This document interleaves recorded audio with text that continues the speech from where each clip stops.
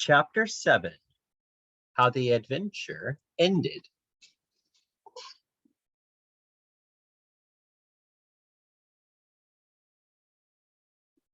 "Look at what?"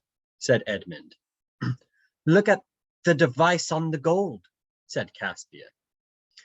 "A little hammer with the diamond above it like a star," said Drinian. "Why, I've seen that before." "Seen it?" said Caspia. "Why, of course you have. It is the sign of a great Narnian house. This is the Lord Octesian's arm ring."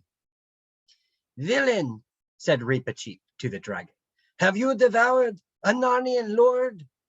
But the dragon shook his head violently. "Or perhaps," said Lucy, "this is the Lord Octesian turned into a dragon, underneath an enchantment, you know." "It needn't be either," said Edmund. "All dragons collect gold, but I think it's a safe guess that Octesian got no further than this island."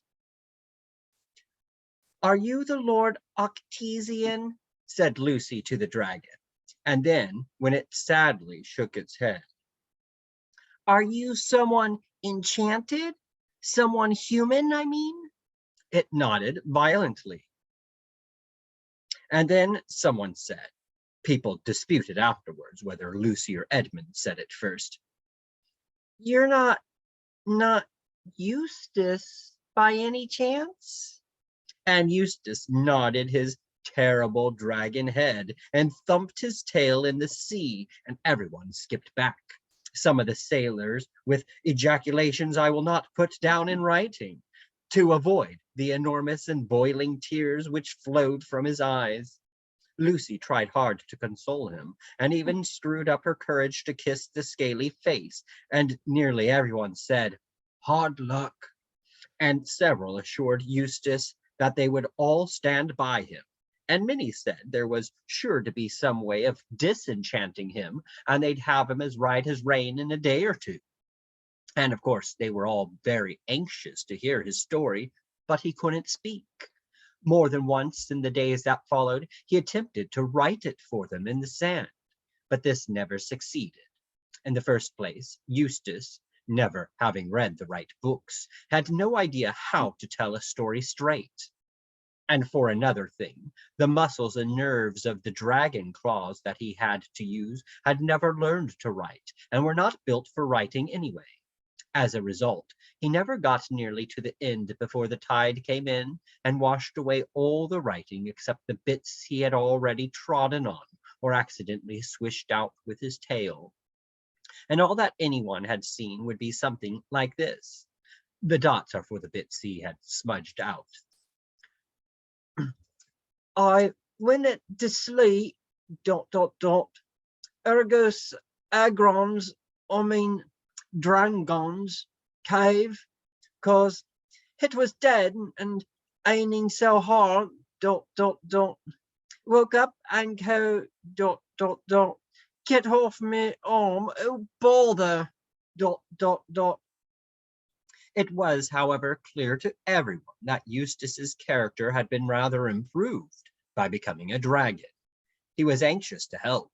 He flew over the whole island and found it was all mountainous and inhabited only by wild goats and droves of wild swine. Of these he brought back many carcasses as provisions for this ship. He was a very humane killer too, for he could dispatch a beast with one blow of his tail so that it didn't know, and presumably still doesn't know, it had been killed. He ate a few himself, of course, but always alone, for now that he was a dragon, he liked his food raw, but he could never bear to let others see him at his messy meals.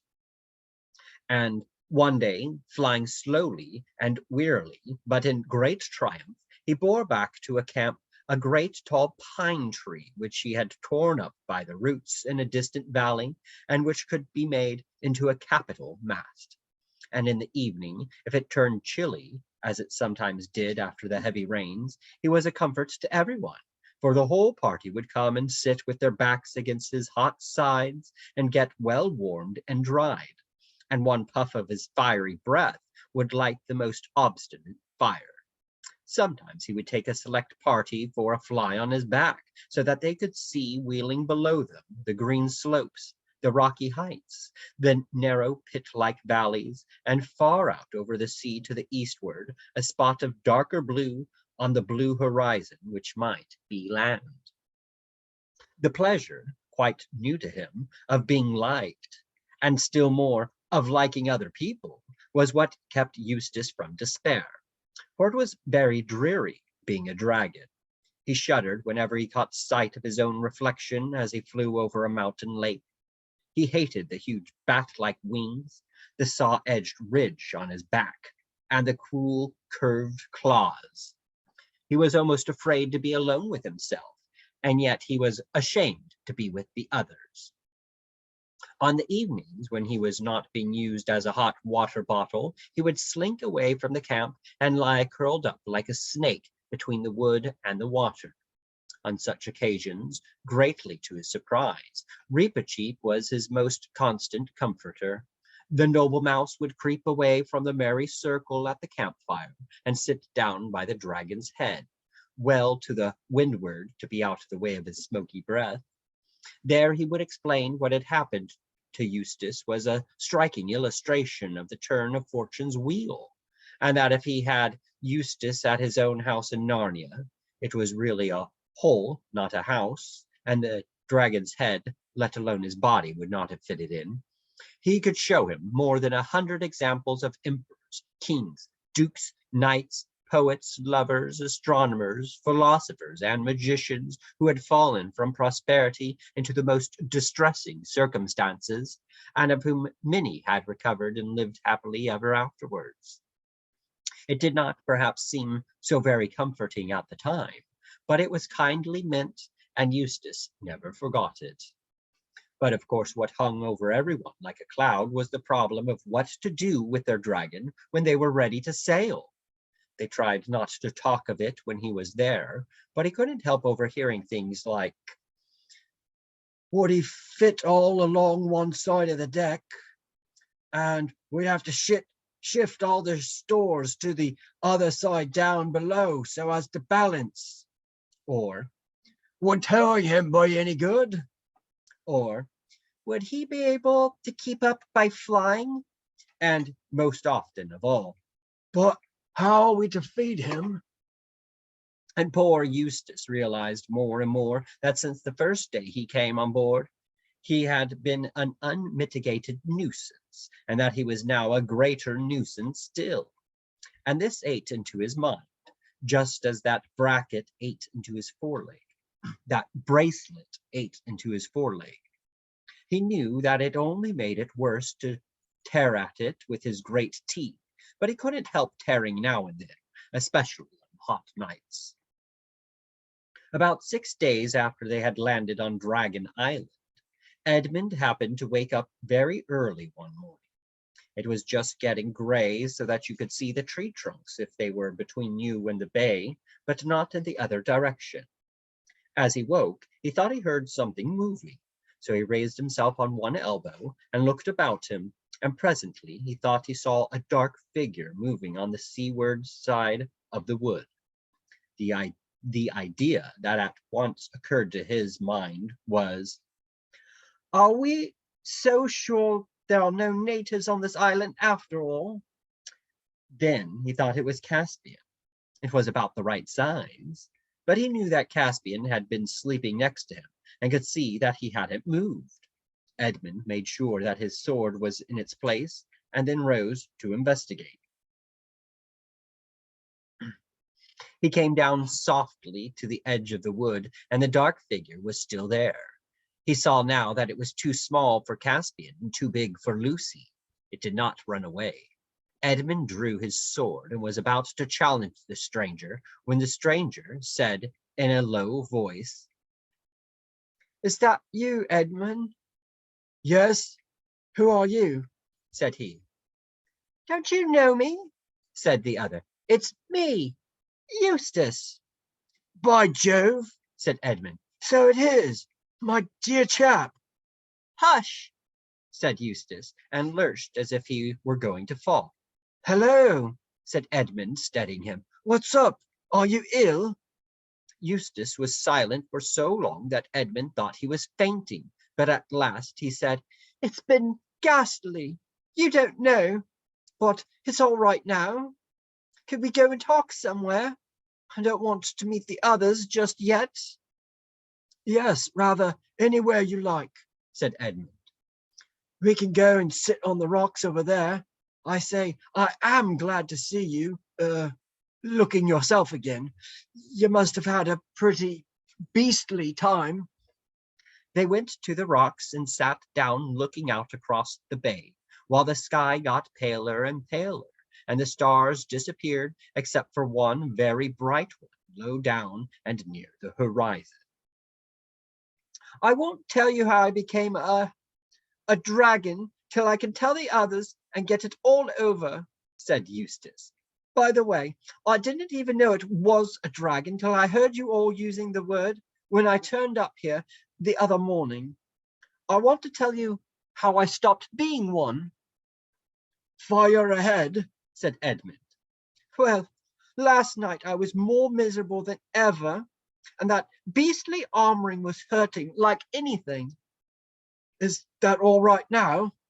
Eustace laughed, a different laugh from any Edmund had heard him give before, and slipped the bracelet easily off his arm.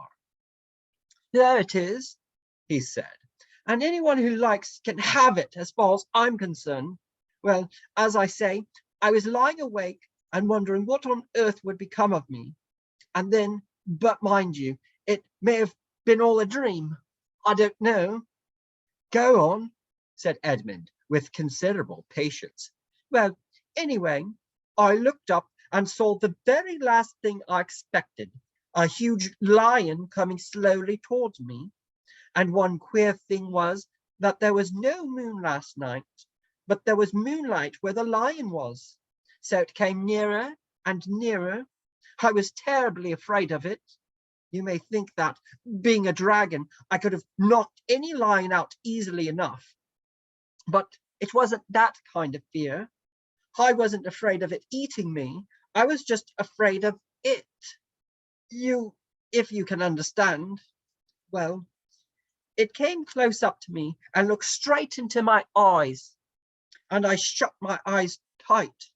But that wasn't any good because it told me to follow it. You mean it spoke? I don't know. Now that you mention it, I don't think it did, but it told me all the same. And I knew I'd have to do what it told me, so I got up and followed it. And it led me a long way into the mountains. And there was always this moonlight over and round the lion wherever we went. So at last we came to the top of a mountain I'd never seen before. And on the top of this mountain, there was a garden, trees and fruit and everything. In the middle of it, there was a well. I knew it was a well because you could see the water bubbling up from the bottom of it. But it was a lot bigger than most wells, like a very big round bath with marble steps going down into it. The water was as clear as anything, and I thought if I could get in there and bathe, it would ease the pain in my leg. But the lion told me I must undress first. Mind you, I don't know if he said any words out loud or not. I was just going to say that I couldn't undress because I hadn't any clothes on, when I suddenly thought that dragons are snaky sort of things, and snakes can cast their skins. Oh, of course, I thought that's what the line means.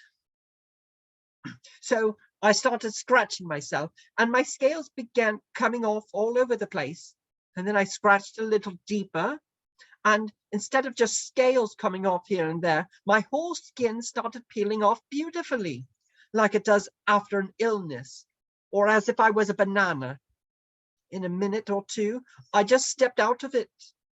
I could see it lying there beside me, looking rather nasty. It was a most lovely feeling, so I started to go down into the well for my bath. But just as I was going to put my feet into the water, I looked down and saw that they were all hard and rough and wrinkled and scaly, just as they had been before.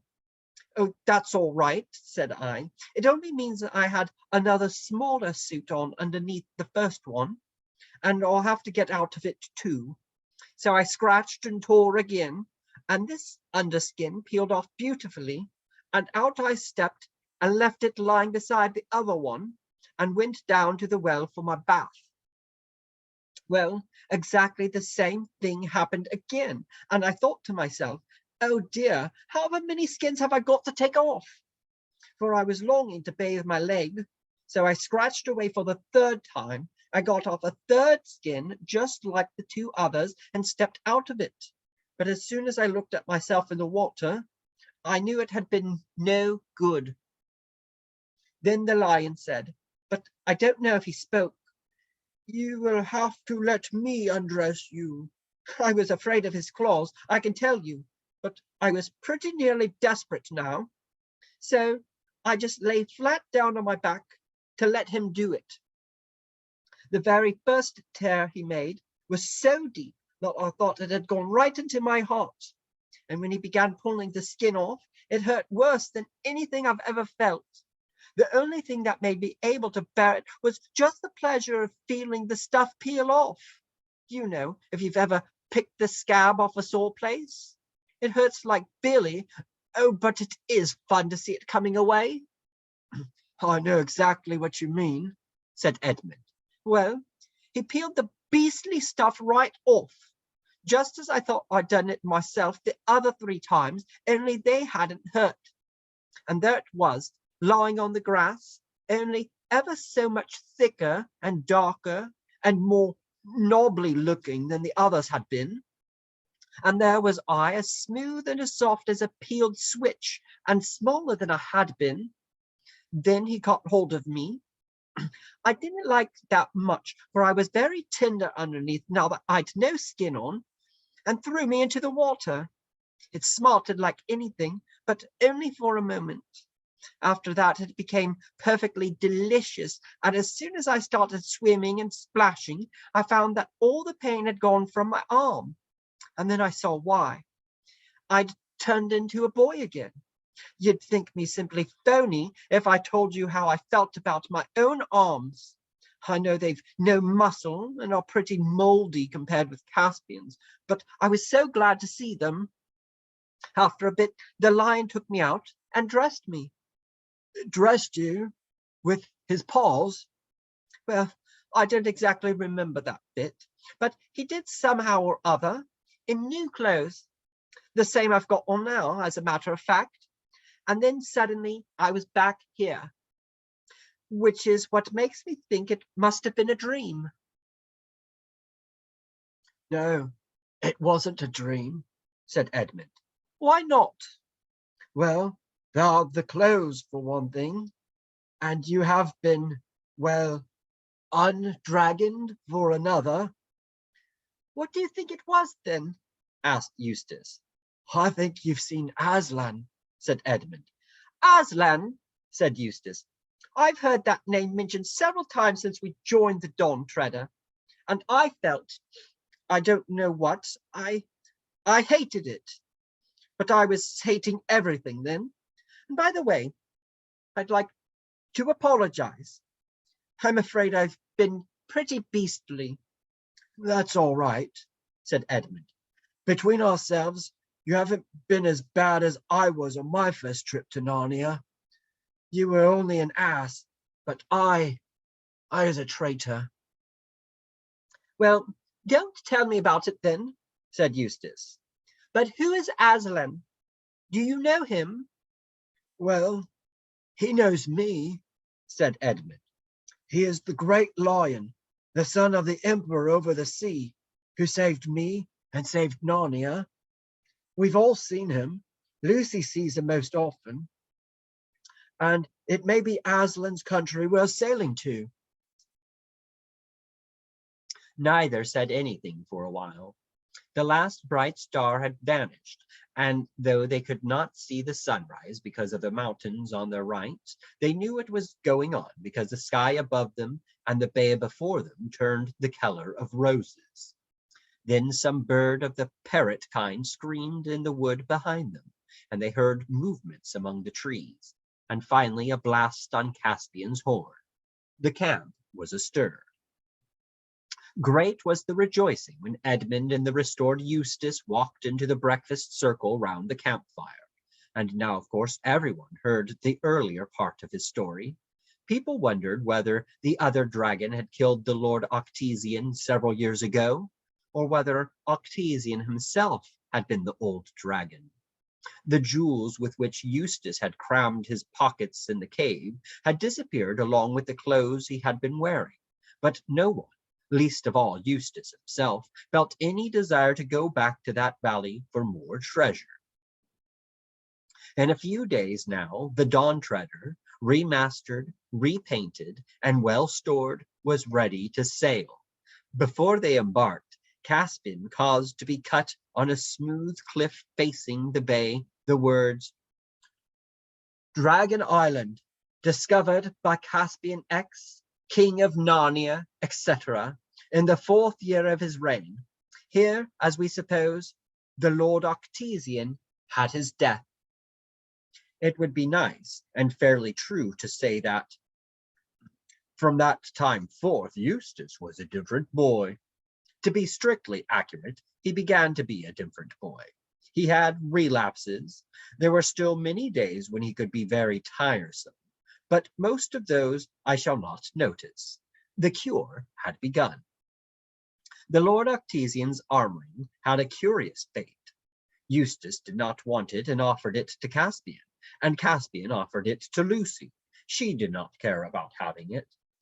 "Very well then, catch as catch can," said Caspian, and flung it up in the air. This was when they were all standing, looking at the inscription. Up went the ring, flashing in the sunlight, and caught and hung, as neatly as a well-thrown quoit, on a little projection on the rock. No one could climb up to get it from below, and no one could climb down to get it from above. And there, for all I know, it is hanging still, and may hang till that world end.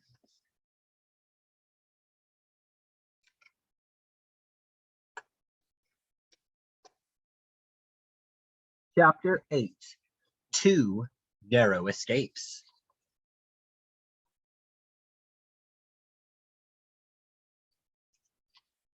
Everyone was cheerful as the Dawn Treader sailed from Dragon Island.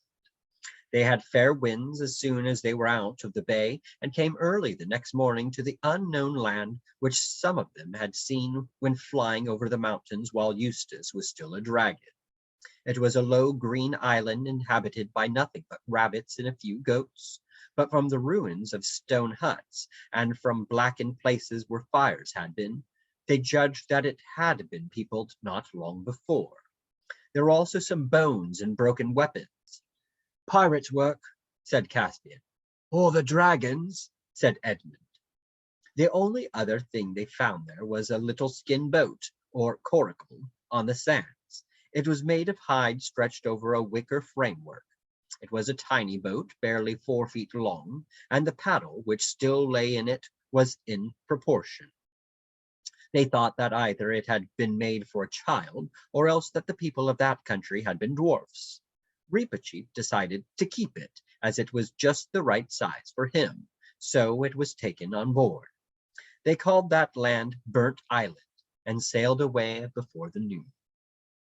For some 5 days they ran before the south-southeast wind, out of sight of all lands, and seeing neither fish nor gull. Then they had a day when it rained hard till the afternoon. Eustace lost 2 games of chess to Reepicheep, and began to get like his old and disagreeable self again. And Edmund said he wished they could have gone to America with Susan. Then Lucy looked out of the stern windows and said, "Hello, I do believe it's stopping. And what's that?" They all tumbled up to the poop at this and found that the rain had stopped and that Drinian, who was on watch, was also staring hard at something astern, or rather several things. They looked a little like smooth, rounded rocks, a whole line of them with intervals of about 40 feet in between. But they can't be rocks, Drinian was saying, because they weren't there 5 minutes ago. And one's just disappeared, said Lucy. Yes, and there's another one coming up, said Edmund. And nearer, said Eustace. Hang it, said Caspian. The whole thing is moving this way. And moving a great deal quicker than we can sail, sire, said Drinian. It will be up with us in a minute. They all held their breath, for it is not at all nice to be pursued by an unknown something either on land or sea. But what it turned out to be was far worse than anyone had suspected. Suddenly, only about the length of a cricket pitch from their port side, an appalling head reared itself out of the sea. It was all greens and vermilions, with purple blotches, except where shellfish clung to it, and shaped rather like a horse's, though without ears. It had enormous eyes made for staring through the dark depths of the ocean, and a gaping mouth filled with double rows of sharp fish-like teeth. It came up on what they first took to be a huge neck, but as more and more of it emerged, everyone knew that this was not its neck, but its body, and that at last they were seeing what so many people have foolishly wanted to see, the great sea serpent. The folds of its gigantic tail could be seen far away, rising at intervals from the surface, and now its head was towering up higher than the mast. Every man rushed to his weapon, but there was nothing to be done. The monster was out of reach. Shoot, shoot, cried the master bowman, and several obeyed, but the arrows glanced off the sea serpent's hide as if it were iron-plated. Then, for a dreadful minute, everyone was still, staring up at its eyes and mouth, and wondering where it would pounce. But it didn't pounce. It shot its head forward across the ship on a level with the yard of the mast. Now its head was just beside the fighting top. Still it stretched and stretched till its head was over the starboard bulwark. Then down it began to come, not onto the crowded deck, but into the water, so that the whole ship was under an arch of serpents. And almost at once that arch began to get smaller. Indeed, on the starboard, the sea serpent was now almost touching the Dawn Treader's side. Eustace, who had really been trying very hard to behave well, till the rain and the chest put him back, now did the first brave thing he had ever done. He was wearing a sword that Caspian had lent him. As soon as the serpent's body was near enough on the starboard side, he jumped onto the bulwark and began hacking at it with all his might. It is true that he accomplished nothing beyond breaking Caspian's second-best sword into bits, but it was a fine thing for a beginner to have done. Others would have joined him if at that moment Reepicheep had not called out, "Don't fight, push!" It was so unusual for the mouse to advise anyone not to fight that, even in that terrible moment, every eye turned to him. And when he jumped up onto the bulwark forward of the snake and set his little furry back against its huge, scaly, slimy back and began pushing as hard as he could, quite a number of people saw what he meant and rushed to both sides of the ship to do the same. And then a moment later, the sea serpent's head appeared again, this time on the port side, and this time with its back to them. Then everyone understood. The brute had made a loop of itself round the Dawn Treader and was beginning to draw the loop tight. When it got quite tight, snap!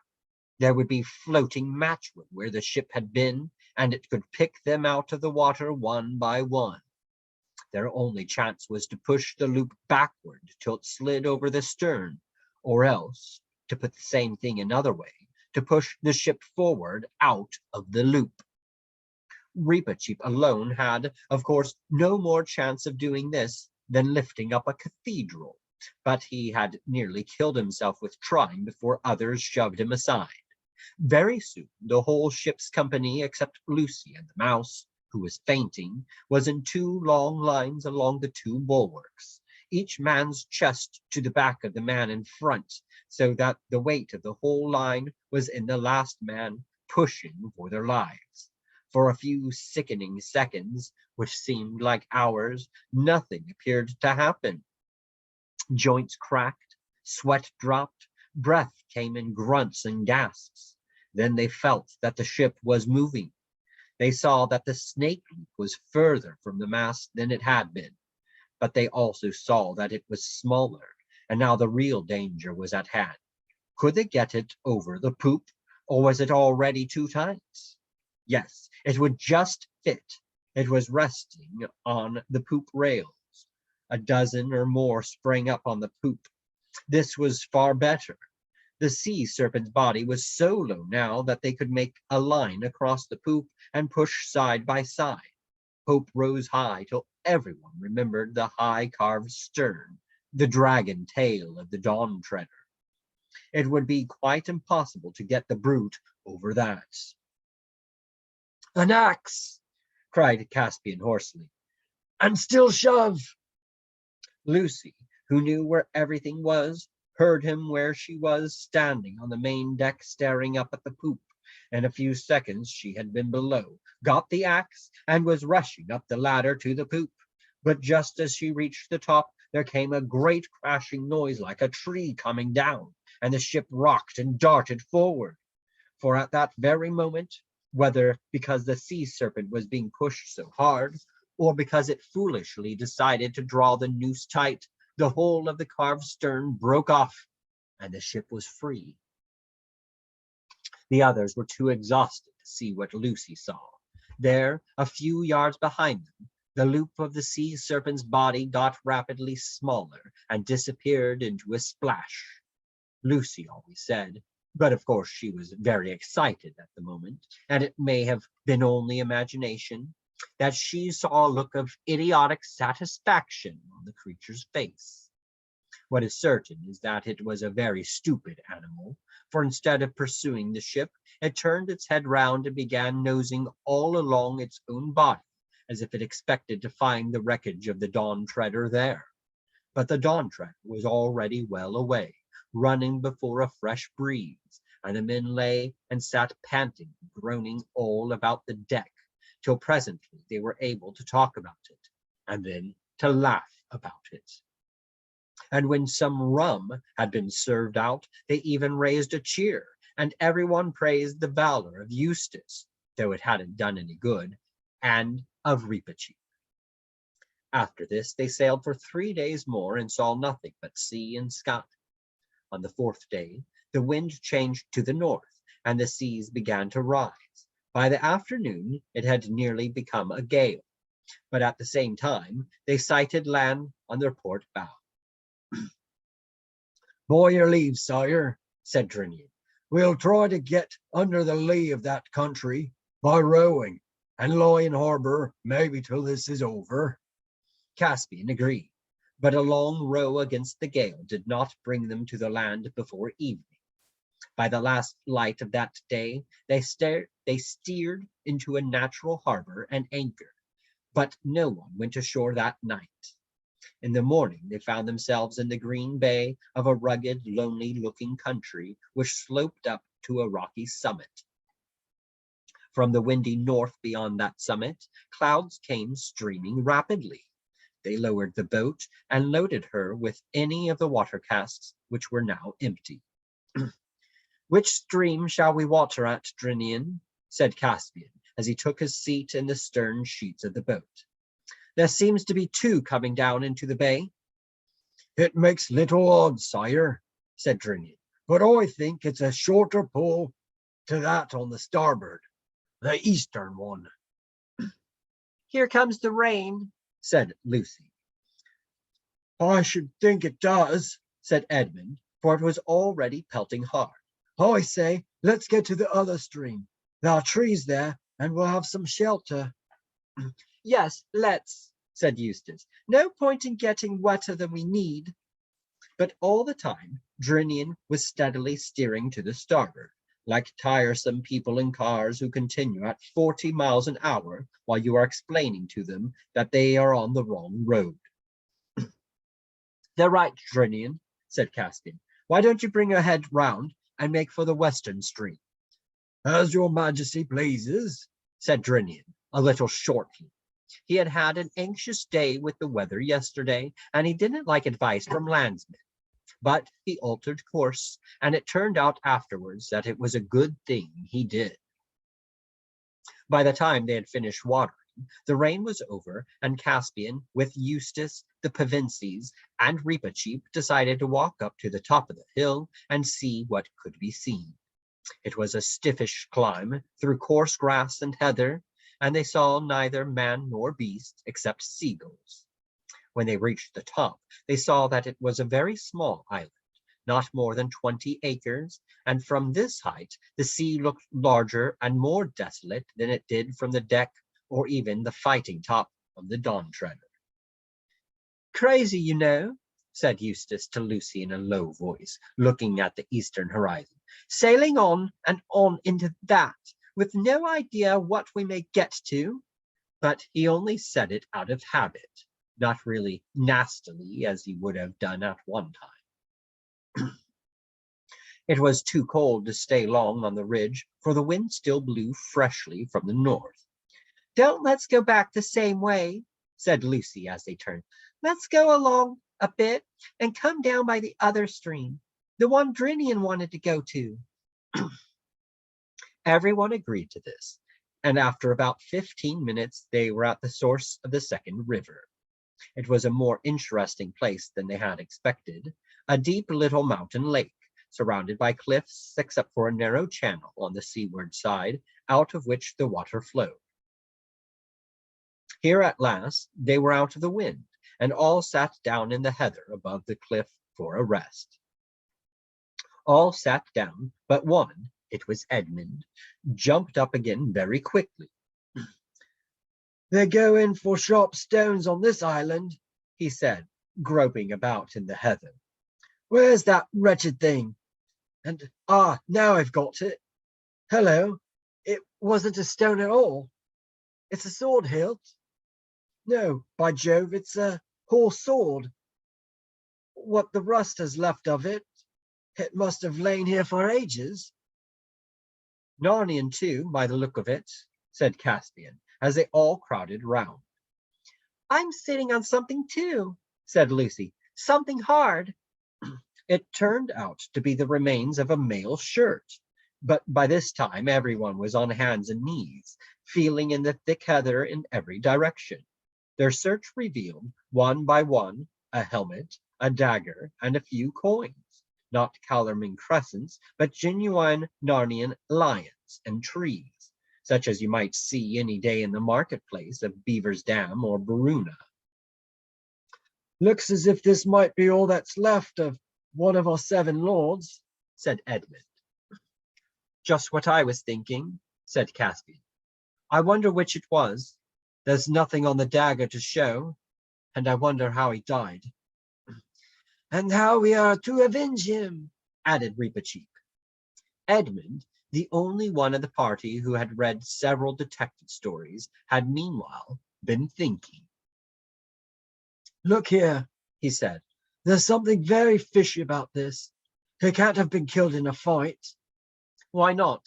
Asked Caspian. No bones, said Edmund. An enemy might take the armor and leave the body, but who ever heard of a chap who'd want to fight carrying away the body and leaving the armor? Perhaps he was killed by a wild animal, Lucy suggested. It'd be a clever animal, said Edmund, that would take a man's mail shirt off. Perhaps a dragon, said Caspian. Nothing doing, said Eustace. A dragon couldn't do it. I ought to know. Well, let's get away from this place anyway, said Lucy. She had not felt like sitting down again since Edmund had raised the question of bones. If you like, said Caspian, getting up. I don't think any of this stuff is worth taking away. They came down and round to the little opening where the stream came out of the lake, and stood looking at the deep water within the circle of cliffs. If it had been a hot day, no doubt some would have been tempted to bathe, and everyone would have had a drink. Indeed, even as it was, Eustace was on the point of stooping down and scooping up some water in his hands, when Reepicheep and Lucy both at the same moment cried, "Look!" So he forgot about his drink and looked. The bottom of the pool was made of large grayish-blue stones, and the water was perfectly clear, and on the bottom lay a life-size figure of a man, made apparently of gold. It lay face downwards with its arms stretched out above its head, and it so happened that as they looked at it, the clouds parted and the sun shone out. The golden shape was lit up from end to end. Lucy thought it was the most beautiful statue she had ever seen. "Well," whistled Caspian, "that was worth coming to see. I wonder, can we get it out?" "We can die for it, sire," said Reepicheep. "No good at all," said Edmund. "At least, if it's really gold, solid gold, it'll be far too heavy to bring up. And that pool's 12 or 15 feet deep if it's an inch. Half a moment, though. It's a good thing I've brought a hunting spear with me. Let's see what the depth is like. Hold on to my hand, Caspian, while I lean out over the water a bit." Caspian took his hand, and Edmund, leaning forward, began to lower his spear into the water. Before it was halfway in, Lucy said, "I don't believe the statue's gold at all. It's only the light. Your spear looks just the same color." "What's wrong?" asked several voices at once, for Edmund had suddenly let go of the spear. "I couldn't hold it," gasped Edmund. "It seems so heavy." "And there it is on the bottom now," said Caspian. "And Lucy is right. It looks just the same color as the statue." But Edmund, who appeared to be having some trouble with his boots, at least he was bending down and looking at them, straightened himself all at once and shouted out in the sharp voice which people hardly ever disobey, "Get back from the water, all of you at once." They all did, and stared at him. "Look," said Edmund. "Look at the toe of my boots." "They look a bit yellow," began Eustace. "They're gold, solid gold," interrupted Edmund. "Look at them. Feel them. The leather's pulled away from it already, and they're as heavy as lead." "By Aslan," said Caspian, "you don't mean to say—" "Yes, I do," said Edmund. "The water turns things into gold. It turned the spear into gold. That's what got so heavy. And it was just lapping against my feet. It's a good thing I wasn't barefoot. And it turned the toe caps into gold. And that poor fellow on the bottom, well, you see." "So it isn't a statue at all," said Lucy in a low voice. "No, the whole thing is plain now. He was here on a hot day. He undressed on top of the cliff where we were sitting. The clothes have rotted away or been taken by birds to lie nest with. The armor's still there. Then he dived and—" "Don't," said Lucy. "What a horrible thing." "And what a narrow shave we've had," said Edmund. "Narrow indeed," said Reepicheep. "Anyone's finger, anyone's foot, anyone's whisker, or anyone's tail might have slipped into the water at any moment." "All the same," said Caspian, "we may as well test it." He stooped down and wrenched up a spray of heather. Then, very cautiously, he knelt beside the pool and dipped it in. It was heather that he dipped. What he drew out was a perfect model of heather made out of the purest gold, soft and heavy as lead. "The king who owned this island," said Caspian slowly, and his face flushed as he spoke, would soon be the richest of all the kings of the world. I claim this land forever as a Narnian possession. It shall be called Goldwater Island, and I bind all of you to secrecy. No one must know of this, not even Drinian, on pain of death. Do you hear? Who are you talking to? Said Edmund. I'm no subject of yours. If anything, it's the other way round. I am one of the 4 ancient sovereigns of Narnia, and you are under allegiance to the High King, my brother. So, it has come to that, King Edmund, has it? Said Caspian, laying his hand on his sword hilt. Oh, stop it, both of you, said Lucy. That's the worst of doing anything with boys. You're all such swaggering, bullying idiots. Oh! Her voice died away into a gasp, and everyone else saw what she had seen. Across the gray hillside above them, gray, for the heather was not yet in bloom, without noise and without looking at them, and shining as if he were in bright sunlight, though the sun had in fact gone in, passed with slow pace the hugest lion that human eyes have ever seen. In describing the scene, Lucy said afterwards, he was the size of an elephant, though at another time she only said, the size of a cart horse. But it was not the size that mattered. Nobody dared to ask what it was. They knew it was Aslan.